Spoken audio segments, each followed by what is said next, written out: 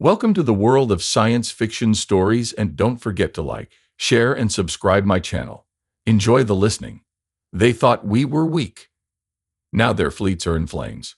Captain James Walker stood on the bridge of Earth's flagship, the Defiance. His blue uniform was pressed and perfect. The ship was quiet. Everyone was waiting. "Sir, the alien ship is moving closer," said Officer Bell from his monitor. James nodded. His mouth felt dry. This was humanity's first meeting with aliens. After years of searching the stars, they had finally found other life. The Vex Empire had sent messages a month ago. Today was the big meeting. "All systems ready?" James asked. "Yes, sir. Weapons are off but ready if needed. Shields at full power." The alien ship was huge. It looked like a sharp knife cutting through space. It was 5 times bigger than the Defiance. Its dark metal hull had strange blue lights running along its sides. James touched the small pin on his chest. It held Earth's new flag, a blue circle with all countries together as one. Only the threat of aliens had finally united Earth. Funny how that worked. "They're sending a shuttle, sir," Bell said. "Should be here in 10 minutes. Tell the meeting room to get ready," James ordered. He looked at his team. "Remember, we want peace. We're here to be friends." The Vex ambassador was tall, at least 7 feet. His skin was blue-gray and smooth like metal. He had 4 eyes, all black with no white parts. When he walked into the meeting room with 2 guards, everyone went quiet. "I am Thur, voice of the Vex Empire," he said in perfect English. "They had learned it from our TV shows," they said. James stepped forward. "Welcome aboard the Defiance. I'm Captain James Walker of the Earth United Forces." Thur looked around the room with all 4 eyes moving in different directions. "This ship is primitive." James smiled through the insult. "We're still new to space travel. That's why we're excited to meet an advanced civilization like yours. We have much to learn." The meeting started well. James showed videos of Earth, explained human history, and shared information about their science and art. Thur watched without much interest. When James finished, Thur stood up. He was so tall that his head almost touched the ceiling. "Your species is young," Thur said. "You have barely left your planet. The Vex Empire has ruled the stars for 10,000 years." He made a sound like metal grinding. It took James a moment to realize it was laughter. "We have found your planet has many valuable metals and minerals," Thur continued. "You will serve as a mining colony for the Empire. Your people will work for us. This is a great honor." The room went silent. James felt his heart beat faster. "I think there's been a mistake," he said carefully. "We're looking for friendly relations, trade, cultural exchange, not servitude." Thur's 4 eyes blinked at different times. "There is no mistake. Your species is weak. Your technology is simple. You will serve where you will die. The Empire has spoken." Before James could answer, Officer Bell ran into the room. "Sir, hundreds of ships just appeared around Earth. They came out of nowhere." James looked at Thur, who seemed pleased. "This meeting is over," James said. "Return to your ship." "Think carefully about your next move, human," Thur said. "Resistance would be unwise." "How bad is it?" Admiral Emily Garcia asked. Her gray hair was pulled back tightly, her face lined with worry. The hologram in the center of Earth's Defense Command showed the situation. Hundreds of Vex ships surrounded Earth. Earth's defense fleet had only 12 ships. "They have us completely surrounded," James reported. "Their weapons are locked on our major cities." Emily looked at the map for a long time. "Order all ships to pull back to the moon base. We can't win this fight." But it was too late. 3 Earth ships exploded before they could retreat. The rest, including the Defiance, barely escaped to the moon. The United Council room was packed. Leaders from all countries sat around a large table. Screens on the walls showed the Vex ships above Earth. "They've sent their demands," said President Roberto. "We have 1 week to agree to become their mining colony, or they start destroying cities." The room filled with angry voices. General Thomas Reed, a tall man with dark skin and gray hair at his temples, stood up. The room went quiet. Tom had led Earth's armies for 15 years. When he spoke, people listened. "They think we're weak," he said, his deep voice filling the room. "They think because we haven't been fighting wars in space for thousands of years that we don't know how to fight." He looked around the room. "But what do humans know better than anything else? War." He walked to the hologram map. "Humans have been fighting each other since we first picked up rocks as weapons. We fought with sticks, swords, guns, bombs. We fought on land, sea, air. No species in the galaxy knows war like we do. But their technology, someone started, is better, Tom agreed. For now. But they expect us to fight the way they do. That's where they're wrong. What are you suggesting? President Roberto asked. We make them think we're giving up, Tom said. We negotiate, ask for better terms, buy time. Meanwhile, we prepare. Prepare how? We can't build a fleet in a week, Emily said. We don't fight their way, Tom answered. We fight our way. Humans have always been good at one thing when backed into a corner, finding a new way to win. James felt something he hadn't felt since the Vex ships appeared. Hope. We need a secret project, Tom continued. Something they won't expect. They think they know everything about us from our broadcast and internet. Let's show them how wrong they are. President Roberto nodded slowly. What do we tell the public? The truth, Tom said, that we're facing our greatest challenge, that the road ahead is hard. But also this. Earth will not surrender. Not today. Not ever. The Vex ultimatum arrived an hour later. The message was simple: submit or die. Earth sent back its official response. We wish to discuss terms. But in secret, humanity made its real choice. Not surrender, not death. Something the Vex never considered. Innovation.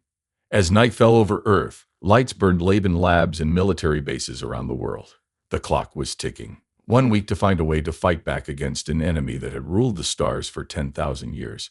The Vex thought humans were weak. They were about to learn how wrong they were. Deep under the Rocky Mountains, far from any city, a secret base hummed with activity. The entrance looked like an old mining site. Signs warned people to stay away because of danger. But the real danger was what would happen if the work inside failed. Dr. Lisa Miller walked through the busy underground halls of Project Phoenix. She had dark circles under her eyes. She hadn't slept more than 4 hours a night since the Vex ships arrived 2 weeks ago. No one here had. How's the testing going? She asked as she entered the main lab. Mark Thompson looked up from a workbench. His hands were covered in black grease, and his red beard was messy. Before the aliens came, he had been a mining engineer. Now he was building weapons. Better, he said, holding up a small silver cylinder about the size of a soda can. This one didn't explode when we turned it on. Lisa tried to smile. That's progress. 50 of Earth's best scientists and engineers worked in this hidden base. They all knew that the fate of humanity might depend on what they created here. On the surface, Earth's leaders were still negotiating with the Vex. They had managed to extend the 1-week deadline to a month. The Vex thought humans were just delaying the inevitable. They didn't know about Project Phoenix. In a concrete room deep in the facility, General Tom Reed watched through thick glass as the team tested the new device. The silver cylinder sat on a metal table 20 feet away.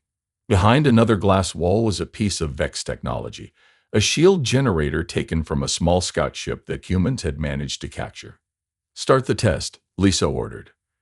A scientist pressed a button. The Vex shield activated, a shimmering blue wall of energy that could stop bullets, bombs, even nuclear blasts. Mark took a deep breath and activated the silver cylinder. For a moment, nothing happened. Then the cylinder disappeared. It reappeared inside the shield, bypassing it completely. It worked, Mark shouted, jumping up. Tom leaned forward. Explain it to me again in simple terms. Lisa nodded. The Vex use advanced shields to protect their ships. Nothing can get through those shields. Not our weapons, not even people. But this device doesn't try to break through the shield. It goes around it. Not around in space, but around in reality, Mark added. We've developed quantum entanglement technology. It creates a link between 2 points in space. The device disappears from one point and appears at another. The shield doesn't matter because the device never passes through it. Tom nodded slowly. And once it's inside their ships, Mark grinned. Boom. The device creates a powerful electromagnetic pulse, Lisa explained. It fries all electronics within 50 feet. A ship hit with this would be dead in space. Tom walked closer to the glass. How many can you make? And how soon? That's the best part, Mark said. We simplified the design. We can make hundreds in a week, thousands in a month. For the first time since the Vex arrived, Tom smiled. The Vex think we're going to fight them with our regular weapons. Missiles, lasers, bombs. They've built defenses against all of that. But they've never seen anything like this, Lisa said. When can we deploy the first batch? Tom asked. 3 days, Mark answered. We're calling them quantum disruptors. Tom nodded. 3 days. Good, because the Vex governor is arriving in 4. On the surface, things looked bad for Earth. The Vex had begun their occupation, landing ships in major cities around the world. Humans were ordered to continue normal life but to prepare for resource extraction duties. The Vex governor, a tall, blue-skinned alien named Pell, landed his ship in what used to be Central Park in New York City. Humans watched from behind barriers as the aliens built their headquarters. Look at them, Captain James Walker said, watching the scene from a nearby rooftop. He wore civilian clothes now, not his uniform. They think they've won. Admiral Emily Garcia stood beside him. For now, let them think that. James looked at the small backpack at his feet. Inside were 5 of the new quantum disruptors. These really work. They worked in tests, Emily said. We'll find out for sure tomorrow. James looked at his watch. The governor is giving his big speech in 24 hours. All Vex ships will be in position above major cities to show their power. Emily nodded. And that's when we strike. Operation Thunderclap. My team is ready, James said. We have agents in place near every major Vex facility. They all have disruptors. Remember, this has to be coordinated, Emily warned. Every team hits their target at exactly the same time. The Vex can't have any warning. James picked up the backpack carefully. What about our remaining ships? Hidden behind Jupiter's moons, Emily said. Once the Vex ships are disabled, our fleet will attack. And if this doesn't work? James asked quietly and looked out at the alien ships hovering over the city. Then humanity becomes a footnote in Vex history books. The next day, Governor Pell stood on a platform in front of his new headquarters. Thousands of humans were forced to attend his speech. Millions more watched on TV. Vex soldiers with strange weapons stood guard everywhere. People of Earth, Pell began, his voice translated through speakers. Today marks the beginning of your new purpose. The Vexed Empire welcomes you as its newest resource world. As he spoke 2 blocks away, James and his team moved into position near a Vex communication center. Similar teams were in place around the world. Your existence now has meaning, Pell continued. You will serve the Empire. Your minerals will strengthen our fleets. Your labor will show your gratitude for our mercy. James checked his watch. 5 minutes until Thunderclap. In orbit, the Vex flagship, the Eternal Dominion, hung above New York. Commander Thurst stood on its bridge, watching the speech on a screen. The humans are accepting their fate better than expected, an officer reported. Thurst made that strange grinding sound that was Vex laughter. They are weak. They know they cannot fight us. On Earth, James looked at his watch again. 1 minute. In her underground command center, Admiral Emily gave the order. Commence Operation Thunderclap. Across the world, human agents activated their quantum disruptors. In space, small silver cylinders suddenly appeared inside Vex ships, bypassing their powerful shields as if they weren't there. The first flash of light came from the Eternal Dominion, then another, then dozens more as Vex ships lost power across Earth's orbit. On the ground, Governor Pell stopped mid-speech as his communication device went dead. The lights in all Vex buildings suddenly went out. From behind Jupiter's moons, Earth's remaining fleet emerged. Weapons ready, Captain Walker's voice broadcast across all frequencies. This is humanity's answer to your ultimatum. The battle for Earth had begun. Commander Thurst stood on the bridge of the Vex flagship Eternal Dominion. The massive ship hung in space above what humans called New York City, but what Vex maps now labeled as Administrative Region 1. Through the large viewing window, he watched human workers loading minerals onto transport ships. Status report on mining operations, Thurst ordered. He was pleased.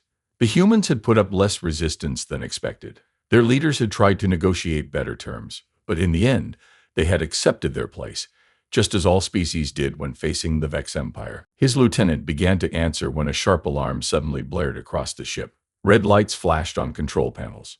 What is happening? Thurst demanded. The lieutenant looked confused. I don't. He never finished his sentence.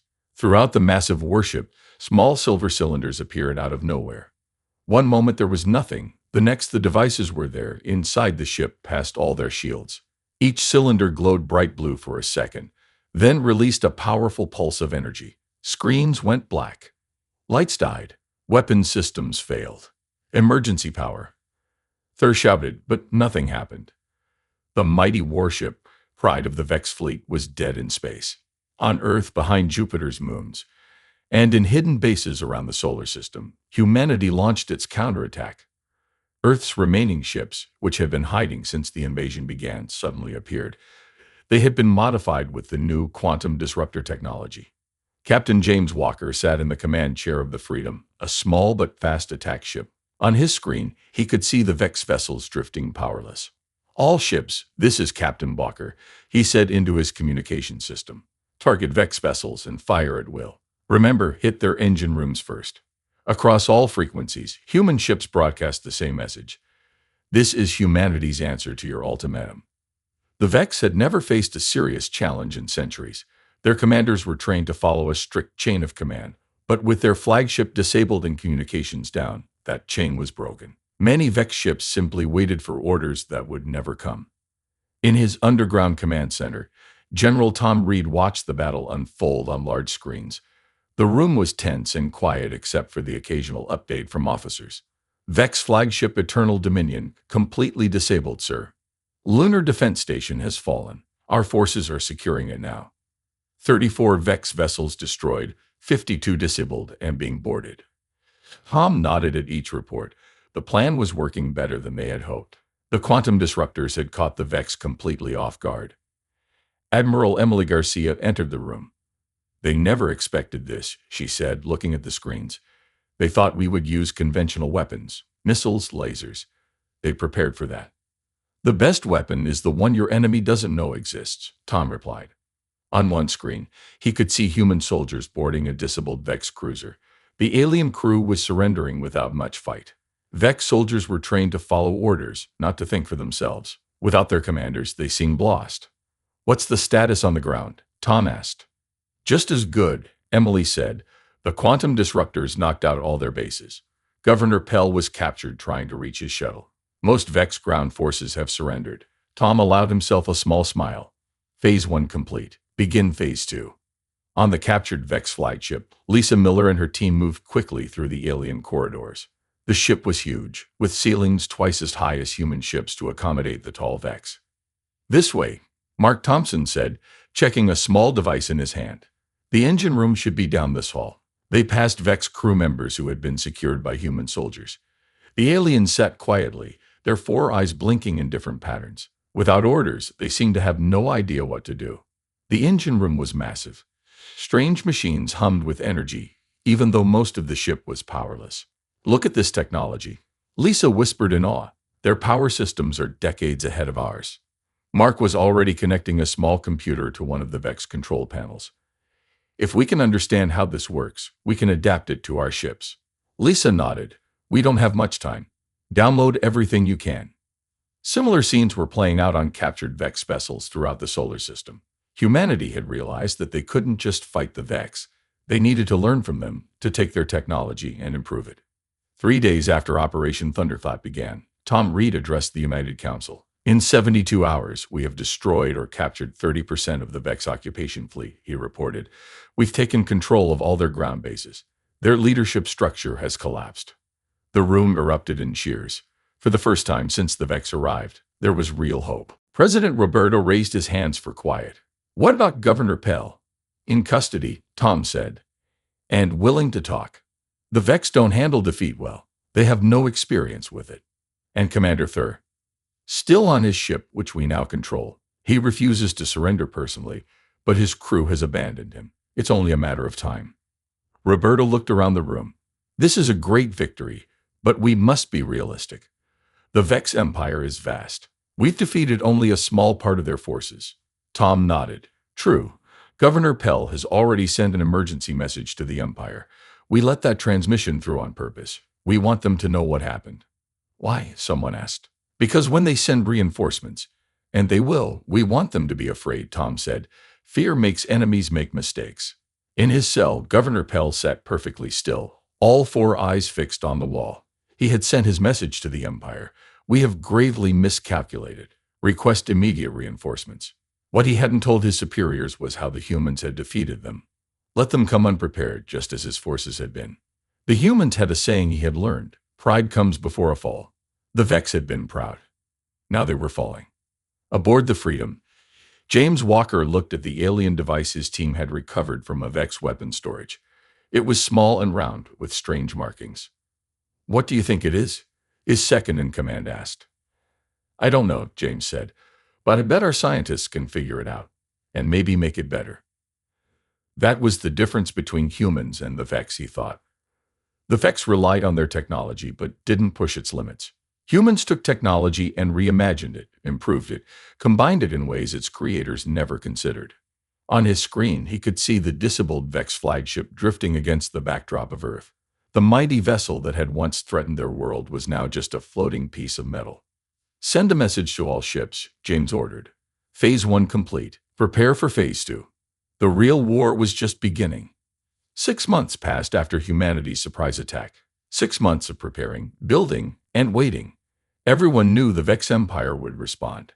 An empire that spanned hundreds of star systems would not accept defeat from a species they considered primitive. James Walker, now promoted to admiral, stood on the bridge of the Defiance.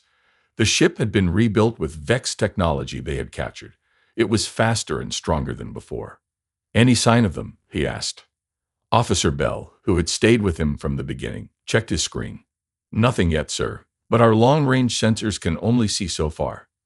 James nodded. The waiting was the hardest part.